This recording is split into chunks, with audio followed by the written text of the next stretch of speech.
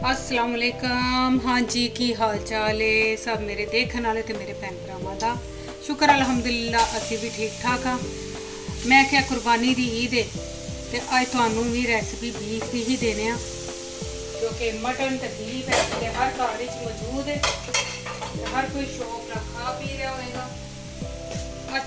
अज असी बना रहे हैं यखनी पुलाव। बच्चे कह रहे हैं कि घट तो घट मसाले वाला बनाना क्योंकि गर्मी है। तो ये पाकिस्तान के हिसाब से गर्मी कोई नहीं, मगर साढ़े बच्चों लिए बहुत ज़्यादा है। पुलाव तो मेरी भैन बहुत अच्छे बनाती होंगी, मगर मैं दे रही हूँ अपनी।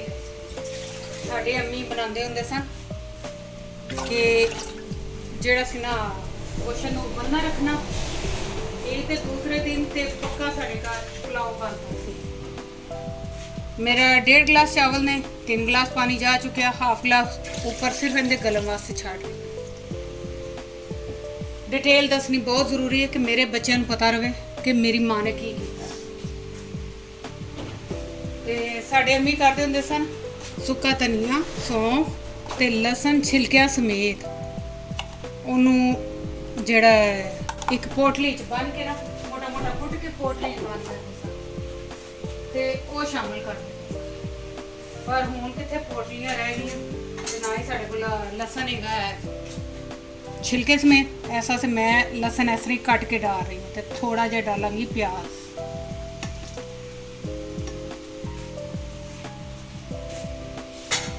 हुण मैं दिखानी है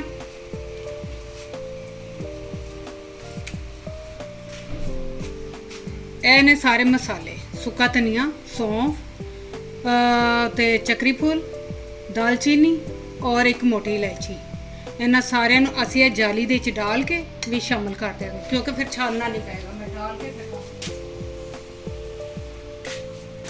फिर जाली दे विच मैं सारा कुछ डाल दिता। अगर लसन छिलके समेत होंदा तो उन्होंने मैं कुट के इंदे च डाल देना। फिर मैं जाली च डाल दिता। हुण इन्हूं मैं विच रख देंगे। बस हुण असी कुकर कर देंगे बंद। इहदे गलन का इंतजार करांगे, मिलने फिर। हाँ जी, ये देख लो गोश्त गल गया। हुण मैं इनू विचों कढ़ देंगी। ठीक है, ते हुण इधर मैं प्याज ब्राउन कर लिया क्योंकि बच्चों को भुख लगी है। तो हुण मैं जल्दी जल्दी जड़ा ना बस इहदे चून डालांगी गोश्त जड़ा उबालिया।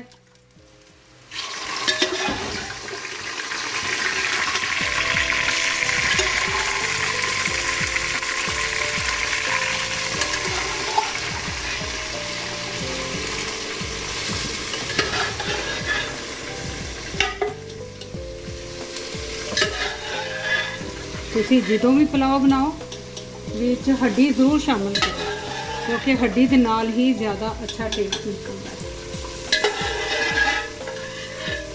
चलो बाकी अगर कोई पीस रह गया तो बाद में शामिल यखनी जो शामिल करांगे करिए अग के ऊपर करिए तेल। दूसरे पास मैं बना लिया वो चास बना के कढ़ ली तो उधर पानी रखा, गुड़ वाले चावल उबालने ने तो मैं निकाल के ना बाहर रख दिता। हुण मैं इत्थे गोश्त नूं थोड़ा जिहा फ्राई करांगी।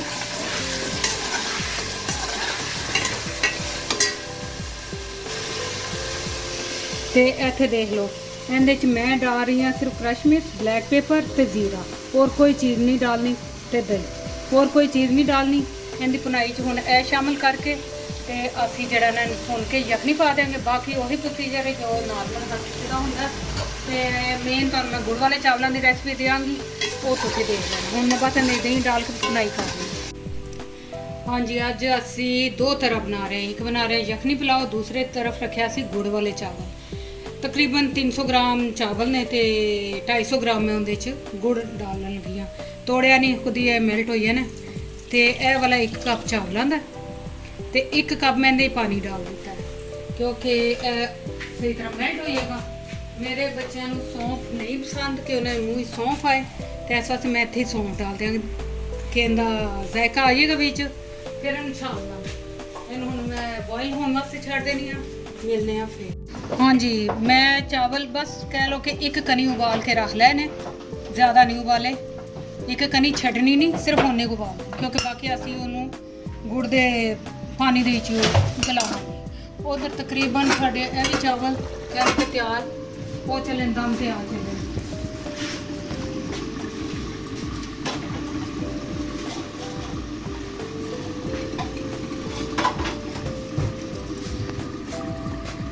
इधर मैं हूँ सिर्फ डालिया मक्खन, क्योंकि देसी घी होना चाहिए, मगर देसी घी ख़त्म है। इहदे च डाल देंगे सिर्फ 2 तो 3 इलायचियाँ, हल्का जा मुँह खोल के।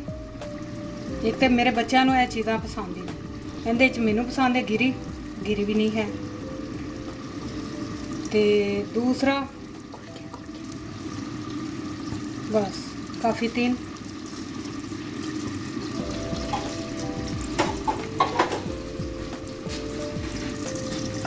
गाँव ਦੇ ਵਿੱਚ ਤੇ ਬਣਾਉਂਦੇ ਨੇ ਨਾ, तो ਉਹ ਤੇ ਇਹਦੇ ਚ ਡਾਲਦੇ ਨੇ ਅਦਰਕ ਦਾ ਤੜਕਾ ਲਗਾਉਂਦੇ ਨੇ। पर ਅਸੀਂ सिर्फ इलायची का लगा रहे हैं और कुछ नहीं। कहते मैं कोई चीज़ नहीं, ना कोई गिरी, ना बादाम, ना कोई चीज़ और डालनी। बस यह हम देख लो हो गया मेल्ट। कर दें हल्की,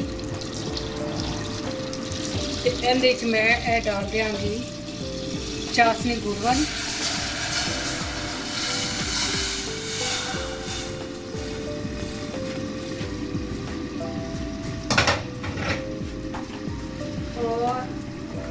डाल देंगी नमक, ताकि मेरा टेस्ट ज़्यादा अच्छा लगता। बस है 1 चुटकी, ज़्यादा नहीं। और फूड कलर हल्का जा डालेंगे, क्योंकि गुड़ का अपना कलर इन्ना ज़्यादा तो होएगा नहीं। तुसी चाहे ऑरेंज डाल लो, मैं हल्का जा रेड डालांगी, बस ज़्यादा नहीं। हुण इन्हूं छड्डने उबलन वास्ते। तो उधर भी तुहानूं सूरत हाल दिखा देनी आ।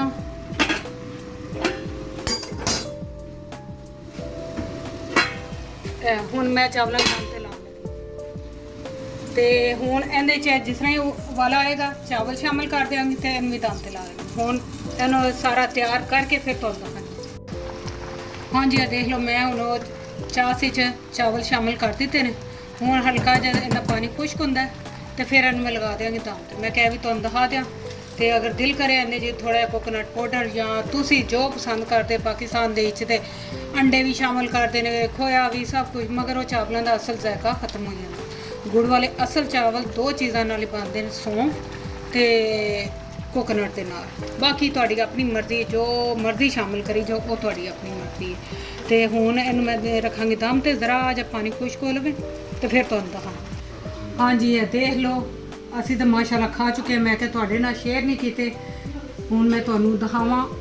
यह देखो कि यह चावल ने बिल्कुल दाना दाना, मैं इस तरह हिला के दिखा देनी आ, ठीक है, एक एक दाना दाना। और इधर गुड़ वाले चावल माशाल्लाह ये भी बिल्कुल दाना दाना ने, तो बड़ी अच्छी खुशबू आ रही। तो मैं तो यकीन करो हैरान हाँ कि साढ़े को ये गर्मी नहीं आई है, कल 32 तक गई है। तो मेरे बच्चों को अज 29 है। तो मेरे बच्चों को इन्नी भी गर्मी बर्दाश्त नहीं हो रही। तो पाकिस्तान अगर इन्होंने लैके जावा तो किस तरह उत्थे रह सकते हैं।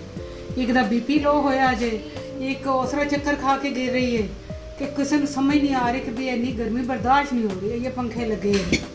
तो मैं तो इन्हें सोचा च बैठी सा, मैं चलो मैं फिर भी शेयर करा अपने भैन भरावां।